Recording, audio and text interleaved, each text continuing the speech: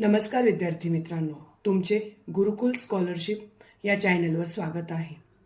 Scholarship परीक्षा जवळ येत आहे. चला आज आपण मराठी आणि intelligent test practice paper solve करू.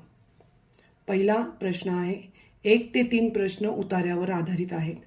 पुढील उतारा काळजीपूर्वक वाचून त्यावर आधारित विचारलेल्या प्रश्नांची अचूक उत्तरे पर्यायातून निवडा.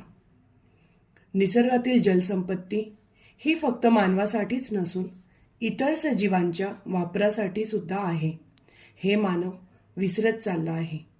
मानवाने कित्येक नैसर्गिक साधनसंपत्तीवर अतिक्रमण केले असून यातून पर्यावरण नियमांची पायमल्ली होत आहे.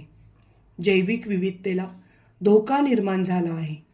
निसर्गाने मानवाला दिलेली पर्यावरणाचा समतोल